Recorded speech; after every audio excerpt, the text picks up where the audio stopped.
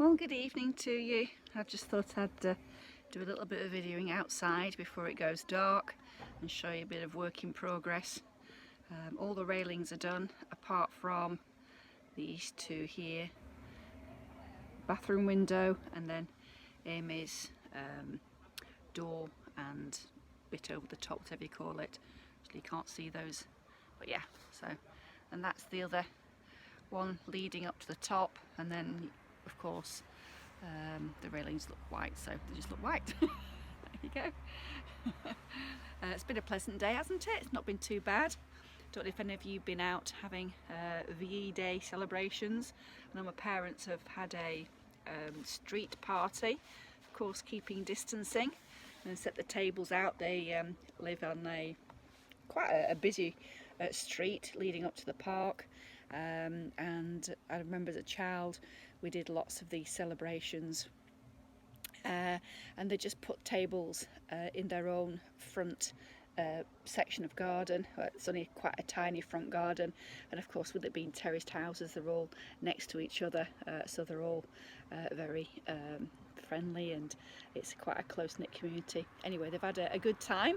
I've seen videos posted, had a little bit of a dance, and I'm sure that it encouraged people and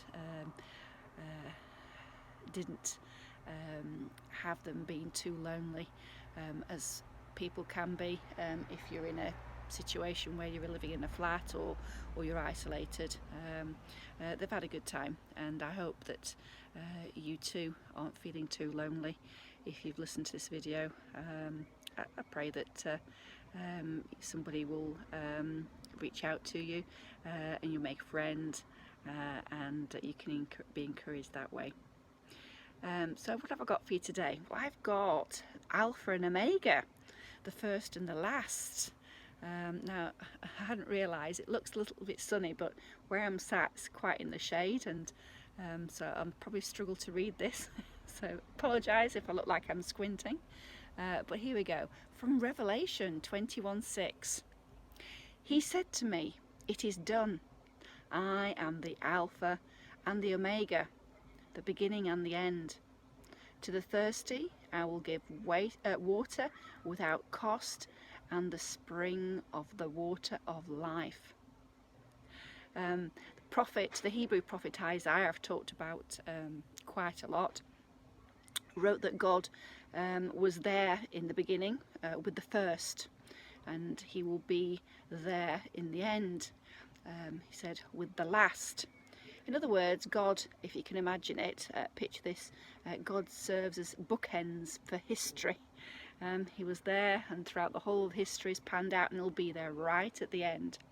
Nothing happens without his permission or without his authorization, and nothing can thwart his external plans to restore and everything in the end, as we read in Revelation, because ultimately you read that book, you'll find out who's the conqueror, who's the victor in the end. So we can be encouraged, can't we, that God is our Alpha and our Omega, because it's essentially saying this, that if human existence were a movie, and we watch the credits, because it'll say that God produced it, God directed it, God acted and starred in it. He was the author, and he is the author, and he has ultimate authority. In the Revelation, which I've just read scripture out just now, it's the final book, as I've said, and in this conclusion that I was talking about, Jesus said this: "I am the Alpha and the Omega, who is and who was and who is to come, the Almighty." And that's Revelation 1:8. Alpha and the Omega, you'll probably know this, are the first and last letters in the Greek alphabet. And Jesus is essentially saying that he's the whole story. I am the God of creation, the God of the Old Testament, and Isaiah wrote about it, and the God who has been here since the beginning and will be here forevermore. And that is so encouraging to us, isn't it?